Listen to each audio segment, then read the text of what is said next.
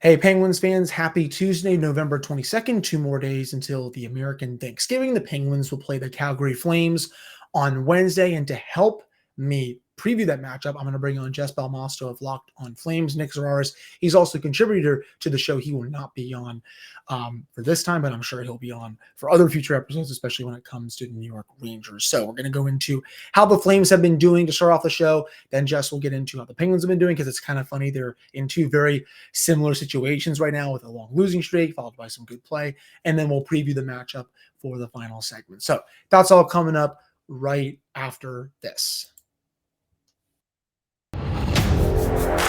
You're Locked On Penguins, your daily podcast on the Pittsburgh Penguins, part of the Locked On Podcast Network, your team every day.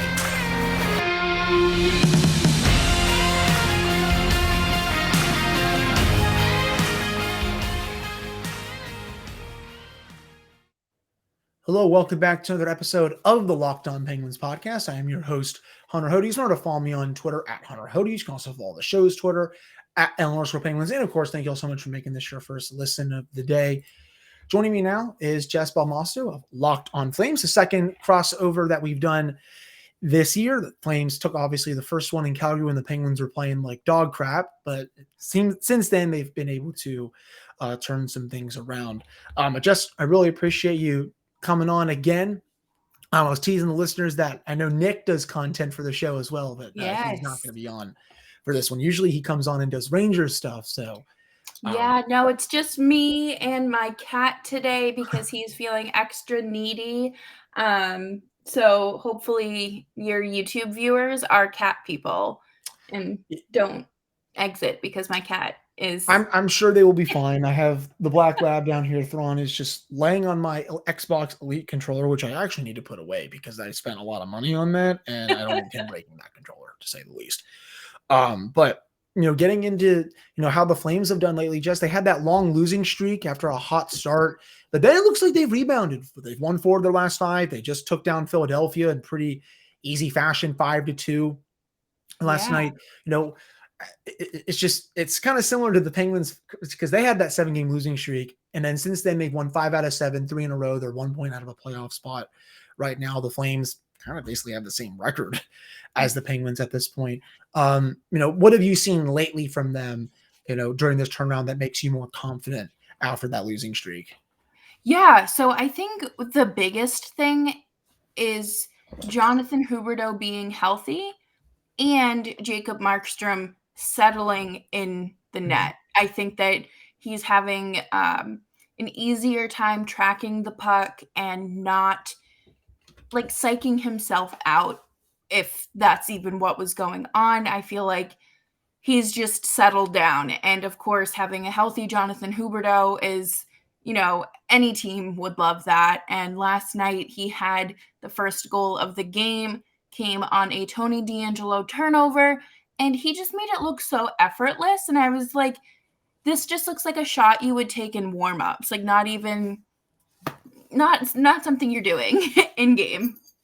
Yeah, I figured Huberdeau was going to be great after coming over from the Panthers. But, you spoke about Markstrom. He's someone who has always had the Penguins number these last couple of years, but kind of having a little bit of a down year, I guess, overall, though. As you said, he's starting to turn around. He's only saved not even 1 goal above expected. Last season, he was in the top 5 to top 10, 89 save percentage at 5v5, 3 goals against average. Just not typical numbers that you would see from someone who usually is one of the best goaltenders in the league. So what have you noticed from him lately that he's just been starting to turn it around a bit? Because I know the Penguins are going to see a really good goalie tomorrow night. He has played very well against them, no matter if he's in Calgary or somewhere else. The last 3 games, he's been very tough to beat.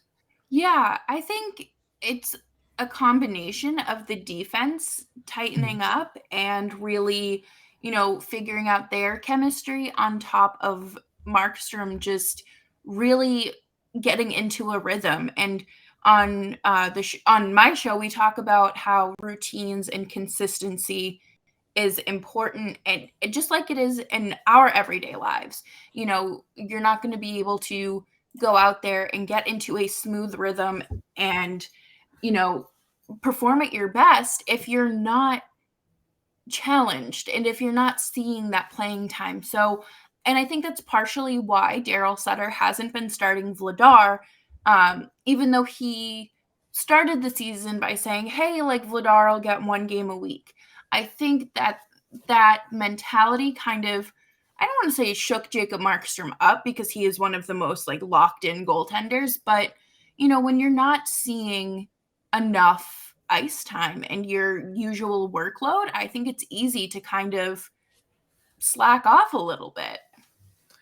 Yeah, it's kind of, it's funny, I say there's so many similarities between these two teams. Tristan Jarry, he had a hot start to the season, cooled off a bit. Then his last start, he got his 12th career NHL shutout, just dismantled the Winnipeg Jets, played really well against that. I would expect Tristan to start in that game on Wednesday. And, I think the Penguins are hoping that he can turn it around, because if not, they really don't have that many good options behind him. Casey DeSmith is banged up right now. He was the one that got the start in Calgary last time. I think he allowed a couple of goals that he probably wanted back, to say the least. And also, that trip, I believe that was Edmonton and Calgary on a back-to-back. That's just, it's you lose to Edmonton the night before, and then you play Calgary the next night. That's just, that's not your recipe for success. The Penguins are going to have at least a few off days heading into this matchup. But, when I look at the lines for the Flames, it is weird to see Huberdeau not on the top line. I think it looks like Daryl Sutter has bumped him down a little bit to play with Mikael Backlund and Blake Coleman. Very good third line, by the way, which is awesome. It's a great third line, but when you look at it, it's just like, why do we have like $16.5 million tied up on your third line? And, when you look at that line, you're like, okay, that is obviously going to be a very effective line. And I know at the end of the day, it doesn't matter like what line you're on and what, like, just because you're on a top line doesn't mean or a starting line, that doesn't mean you're going out there and playing 20 minutes per night or whatever. But like, Daryl Sutter is he's one of the greatest coaches of all time, and you have to trust him. So if he wants to put Huberdeau down there, that's fine. There is something working, but it is so frustrating to know that he's supposed to be your best player and he's on your third line. I'm sure that's probably not going to stick for the long term, just considering how good and how much money he gets to be on the top line. Up there they have Elias Lindholm, who is obviously great. Tyler Toffoli is a good player. Adam, can you help me out with that last name? Yes, I was probably going to butcher that because I'm a complete moron sometimes with my reading comprehension.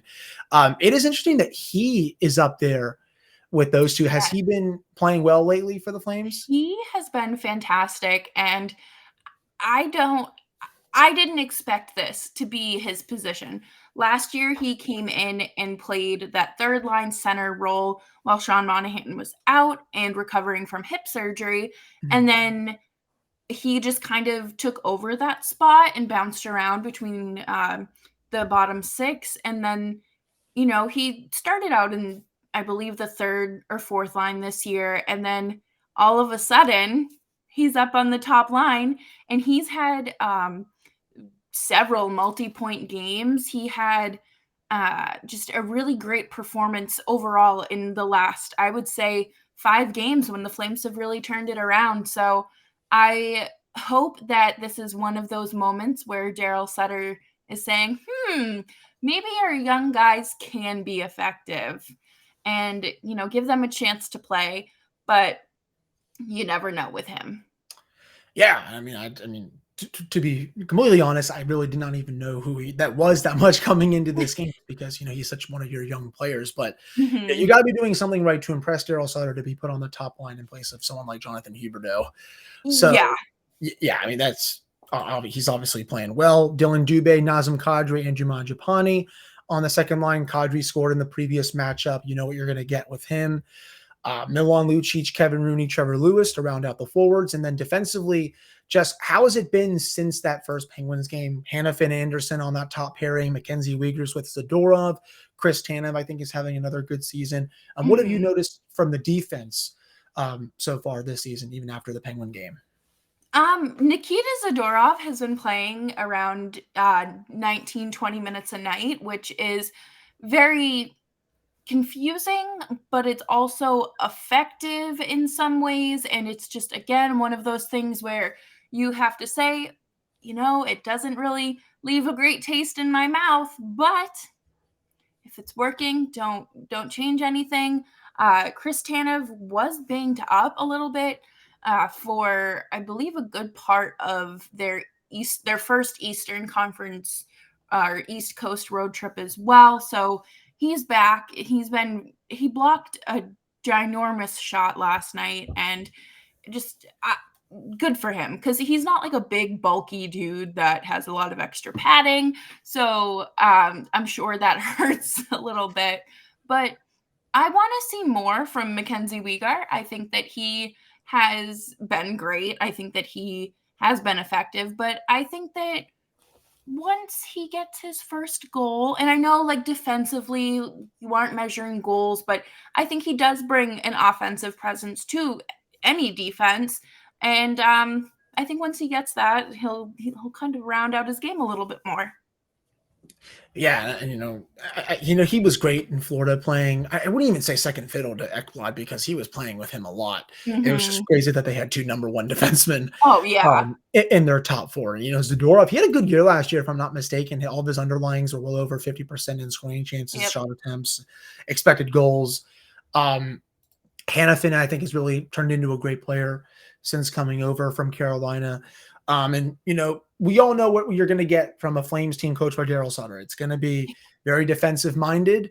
They don't, he's just never been a coach that's going to be like, okay, boys, go out there, win a 4-3, 5-4 game. It's something like 2-1, 3-2. That's Daryl Sutter hockey. But the Flames also still have a lot of very skilled players where they can go out there at times and win those 4-3, 5-4 games, even though they don't have Gaudreau and Kachuk anymore. Is there anything else, Jess, that you want to discuss about the Flames, special teams wise, anything like that? Brett Ritchie was out last night against the Flyers. He is injured. I believe he's still with the team though. So Kevin Rooney might come out and swap places. And I know Michael Stone is also back with the team after missing some time. So I would be interested to see if they end up sending Dennis Gilbert down in order to make room for Michael Stone. Well, all right. Well, that is that on the Flames lineup, and why it's going to be a very similar one that the Penguins saw.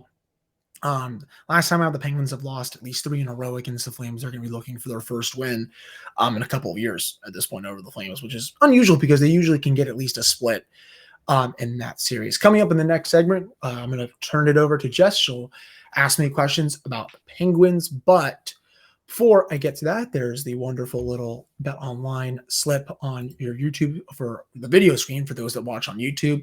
Bet Online is your number one source for sports betting info, stats, news, and analysis. You can get all the latest odds and trends for every professional and amateur league out there, from football to basketball to soccer with the World Cup. Sucks that the U.S. did not win yesterday. They probably should have. But, there'll be Black Friday against England. That should be a very fun game. And there's also esports. They've got it all at betonline.net. And if you love sports podcasts, you can find those at BetOnline as well. They're always the fastest and easiest way to get your betting fix. You can head to the website today or use your mobile device to learn more. That is BetOnline, where the game starts. All right, I'm back here on this episode of the Locked On Penguins podcast. I'm Hunter Hodes. That's Jess Belmosto of Locked On Flames. All right, Jess, you can hit me now with anything regarding the Penguins that you and your listeners want to know. Yeah, so the last time we met, the Penguins were dinged up a little bit. They were dealing with some injuries to start the season, and really the first month of October, if I remember correctly, or first month of the season of October. I can't talk today. I apologize. How does the team look now? Are there still any lingering injuries or anything new? Yeah, so I'm going to knock on wood here. They are fully healthy right now. It's not often that you can say that. They have a fully healthy complement of forwards. All the defensemen are healthy. There's only one healthy scratch right now, and that's Kasperi Kapanen, who's making $3.2 million, and who Ron Hextall is looking to move. I think he understands that he made a very unwise decision during the offseason to give him 2 years and 3.2 million per, and now he's feeling it because he's been scratched in 6 of the last 7 games. Don't know if Wow. anyone wants to touch that contract. It's bad. When you're being scratched, for fourth liners who, are playing well, and Josh Archibald and Ryan Poehling, that's you're kind of screwed at that point. I mean, I don't know if they're going to bump him down to the minors, but then you're just paying 3.2 million for someone to not be on the team. It's just, it was a contract he should never have given out. But, all four lines are healthy. The defense is healthy. I guess Casey DeSmith is a little dinged up, but they kind of held him out as a precaution today. Penguins, they had that 7-game losing streak, but since then, they've gotten 11 out of a possible 14 points. They've won 3 in a row. They're 1 point out of a playoff spot. I think people were just panicking about them just because, well, they're looking old and all that. But, this team started out like last season was like a 5-6-3 record, something like that. So it was 5-6-4 last season. They were out of the playoff picture, and, they're 1 point out right now. Heck, they're 1 point out of third in the Metropolitan Division. Well, 1 to 2 points, I should say. 3 points out of second, I think, behind the Carolina Hurricanes. So they are fine. I think, the demise of them was a little bit exaggerated. Do they still have problems? Yes. Do they have work to do? Absolutely. They're not out of this hole yet. This last 7-game stretch, though, I think has really saved the season. They've been able to bank some points, and they're playing much better hockey right now. They've made some good lineup decisions, moved some players around to put them in better positions to succeed. And you combine that with the top 6 playing well, and the bottom 6 starting to give some more depth scoring, and I think that's why they've just been really hot as of late. Yeah, and that's kind of like the Flames, like we've been saying all episode, just drawing comparisons to the two. And when it comes to Tristan Jarry, I know that he, if I remember correctly, he was dealing with like a foot injury during the playoffs last year. He broke his foot, yes. Okay, yeah, so that's a little bit more than just like a foot injury, kind of a little bit more serious. But has he been able to stay healthy through this, and how has his performance been so far this season? Yeah, it's funny. He, about a little over a week ago, he said, because everyone noticed that he was struggling, not playing aggressive like normal, playing passive in his net, just giving up goals that he did not give up at all last season. Had a really good year last year. And he basically said, he's like, yeah, I've been dealing with a small injury, kind of trying to play through it. It's just like, man, I don't really want you playing through that because you're just kind of giving, points away. Right. At this point, the big culprit was they were in Montreal after they took down Toronto the night before. They got the lead with 6 minutes left, and the Canadians tied it and then won in overtime, and they gave up a couple goals in that game. And after that, that's when he said, like, yeah, I'm dealing with the injury, and that's why Casey DeSmith was getting a few more starts than normal. But, since then, he's kind of rebounded a bit. The game against Winnipeg, he actually looked fully healthy. His movement looked a lot better, was square up to the pucks, playing aggressive. That was the version of Tristan Jarry that we saw last year, and he needs to build off that. This is someone, he wants to earn a long-term contract. He's up after this season. If he wants to make 5.5, maybe even upwards of 6 million from the Penguins or someone else, he needs to start waking up and playing like a number 1 goaltender, because, for a lot of the years, it's funny. I know this franchise has won 3 Stanley Cups in the Crosby, Malkin, Letang era, but they've also gotten way worse goaltending in most of their playoff runs. It's almost a miracle that they've even won 3 cups in this era, just because of the goaltending. And, that was one of the biggest, problems that I think some fans and some media members had, just bringing back the same tandem 3 years in a row that, let's face it, hasn't done anything in the playoffs. But, they're going to need Tristan to be more consistent and to build off that performance, if the Penguins are to go anywhere this year. If he's just going to play like he has for most of the season, they don't stand a chance if they make the playoffs. So it's all about him finding that consistency in his game again, getting back to the way he played last year. And I think that would be obviously huge for their playoff chances. And you mentioned the Crosby, Malkin, and Letang era. How have they looked so far this season? I know that Malkin just had, his 1000th game celebration and his son came in and made everyone cry. How do things look with this aging core? Sidney Crosby, I was kind of going at him a little bit, but I stressed to the listeners, I'm like, all right, it's Sid. He's an elite player. He's going to bounce back. Sure enough, I was right about that. 10 points in his last 3 games. He's top 10 in the league in scoring. He has willed the team to wins in these last 3 games. He actually just scored his first ever goal at the United Center on Sunday. He's been playing in the league for almost 20 years, and he had never scored in Chicago. It's just that place had That's been the house of horrors for them. crazy. That was their first win in Chicago since 2009, funny enough. So, yes, they never win there. It's very Wow. weird. Yeah, he's been playing great. Malkin's been on a man on a mission, and again, congrats to 1,000 games on him. Yeah, seeing Nikita come in there and read the whole lineup, not even breaking a sweat at all, and Chino's over there crying just because of how much it means to him. It was great. The one player that does need to wake up a bit is Letang, though. Just hasn't been the same. I don't know if he's battling an injury. I mean, some people thought, myself included, that it was Brian Dumoulin that was, handicapping him a bit. But even since he went down to the second or third pair again, Marcus Pettersson's been bumped up. His play just hasn't improved that much. And I don't know what it is. I don't think it's an age thing. I think he's just been trying to do too much on the ice. And I think if he just, tries to simplify his game a little bit, he should be getting back to the Kris Letang that, this fan base and the media members, we all know and love. I'm not going to sit here and say he's washed or anything, because I'm sure he's going to bounce back from this. But Of course. he definitely needs to wake up. He's not playing well. I have no problem saying it. I have to be objective on the show. And he needs to be a lot better at both ends of the ring. So at least 2/3 of the core are playing well. But when Letang hopefully starts waking up, that's going to, I think, unlock a new dimension with this team. Yeah, and you obviously want every aspect of your team to play well, but especially in a tough division like the Metropolitan, that is just one of my favorite divisions to watch. Especially since the Rangers have gotten better in Carolina and obviously Pittsburgh. I'm not so much the Blue Jackets, but when they were doing pretty well, it was fun. But do you have anything else you want to add before we move on? Yeah, so for the Penguins, they've been really good at 5v5 this year, top 10 in most categories. The penalty kill has really been better these last 2.5 weeks. That was one of the big things I was looking at. I'm like, okay, if this can turn around, they should start winning some more games. Sure enough, it has. You can't just be spotting goals to the opposition every night on your PK. Power play, though, still needs some work.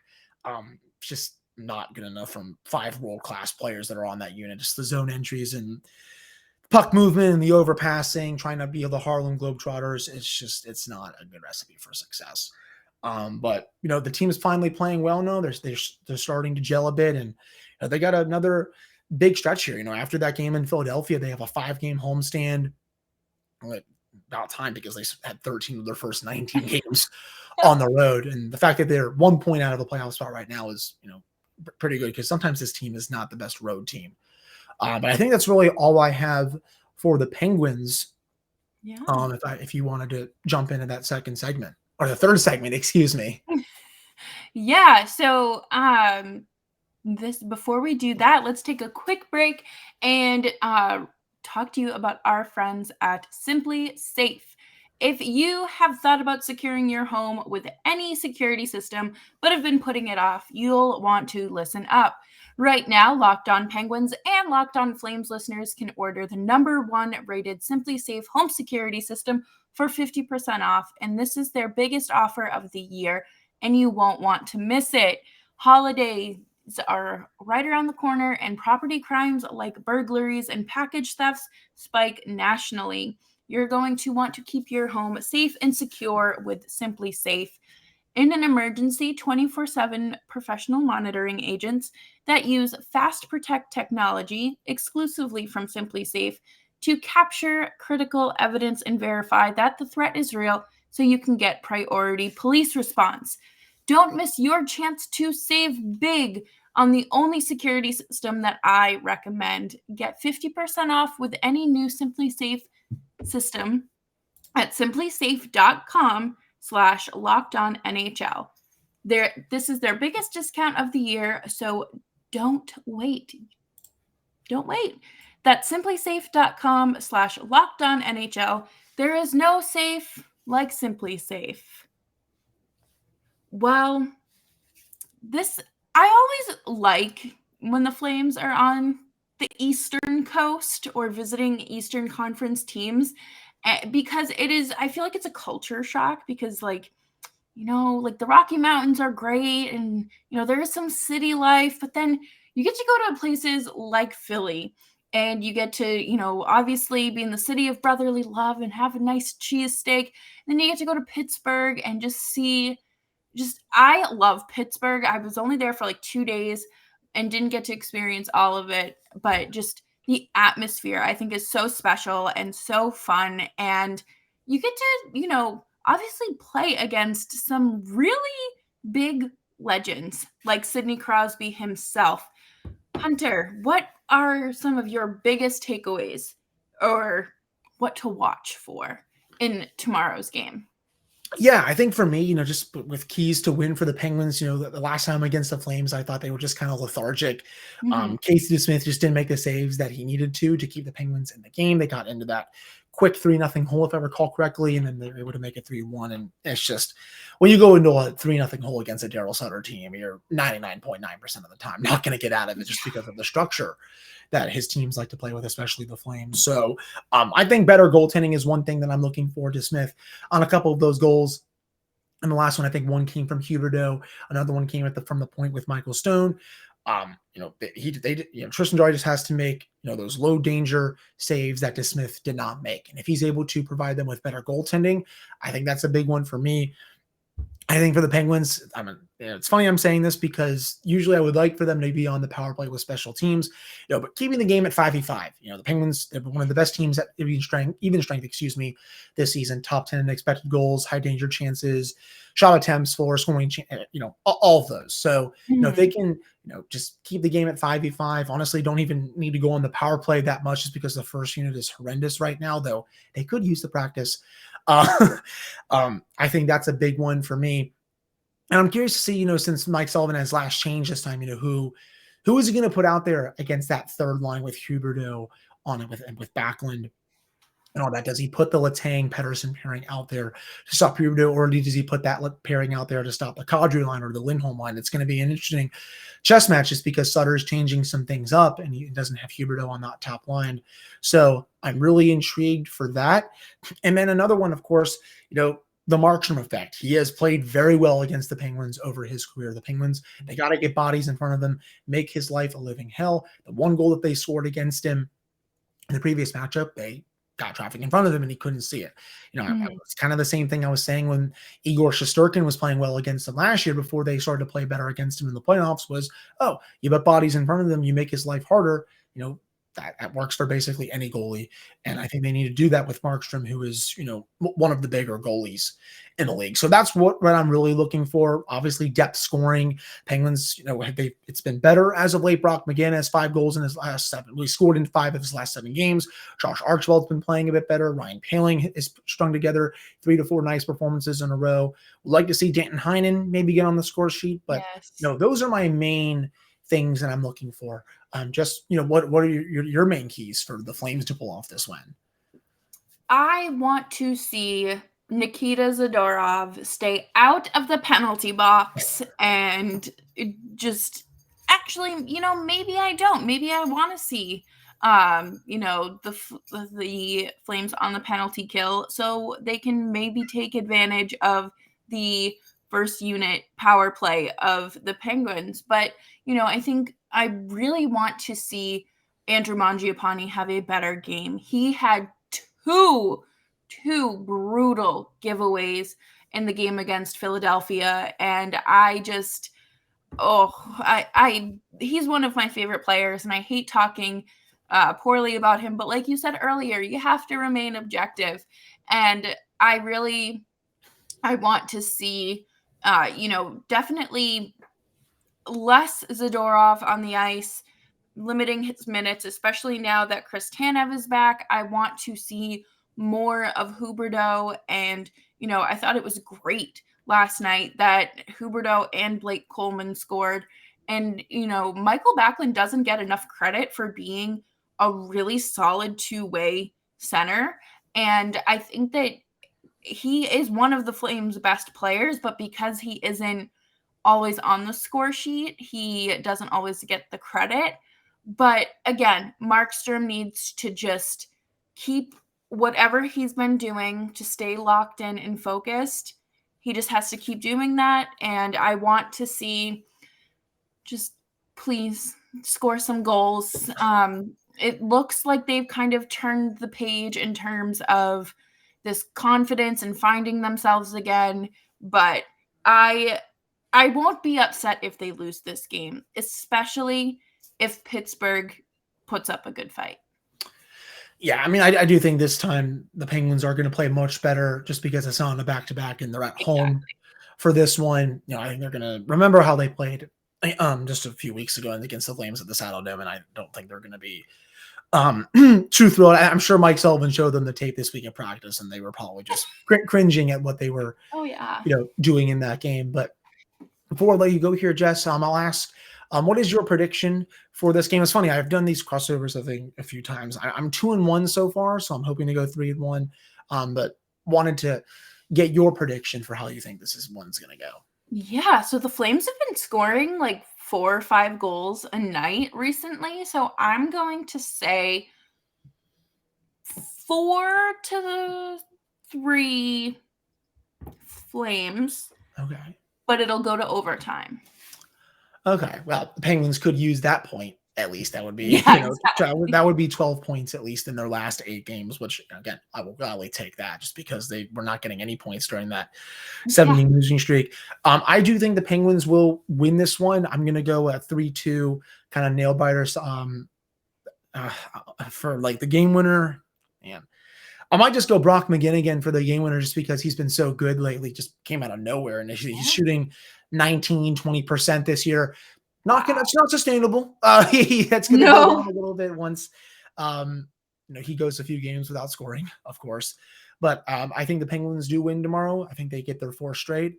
And I think they'll continue to build some confidence heading into Friday night's matinee against the Flyers, who are just really banged up right now. And that team has just gone downhill after that hot start. So hopefully that will get to 3-1. I said for my last prediction when I was talking with Seth of Locked On Wild, I'm like, okay, if they lose that one when I predicted them to win because I was 1-1 at the time, I'm just going to do the reverse jinx. They won that one, so I'm going to stick with this one.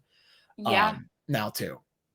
But Jess, unless you have anything else to add about this matchup, I think we can wrap this up, and you can tell the listeners where you can if anyone wants to listen to you talk about the Flames, which they're one of my favorite West Coast teams to watch. Let's go. I'm all about everyone from like the Eastern Conference having the Flames as their Western Conference team because that's kind of how I got into covering them. But thank you for having me. I greatly appreciate it. You can follow me on Twitter at Jess Belmosto and the show on Twitter at LO_FlamesPod. And you can find us on YouTube and everywhere you get Locked On Penguins, just at Locked On Flames. Yep. And for the Flames listeners, if you ever want to listen to a show that has some of the big guns with Crosby, Malkin, and Letang, you can follow me on Twitter at Hunter Hodes. The show's Twitter is at LO_Penguins. And you can find the podcast wherever you get your podcast. So that will do it for this one. I'm sure tomorrow night is going to be a great game. The Thanksgiving Eve game is always fun. They've been playing that game in Pittsburgh for ever since I can remember. I love Thanksgiving Eve. I don't use it for like going out and like reuniting with high school friends. I truly just watch it for hockey and enjoy it. I have to work tomorrow night, but that's okay. I'll still be home. That will be me, Jess. I'll be watching the game and not going to see my high school friends. Well, A, I don't really talk to anyone from my high school, and B, my girlfriend is going to see her high school friends, but I'm not going to go do that. That's just a hard pass for me. I would rather watch the Penguins play. Right. There's hockey on. We have places to be, our couches with some dinner. And maybe a brewski or some your family's in town too. It's just a perfect time before you all celebrate the special Turkey Day on Thursday. For those that, of course, that live in the United States, if you're outside. Yes, my Canadian listeners have already indulged themselves in their Thanksgiving, but it's our turn now. Yes, I love this holiday so much. But again, that will do it for this one. I hope you all have a great rest of your Tuesdays, and both shows will be back again on Wednesday.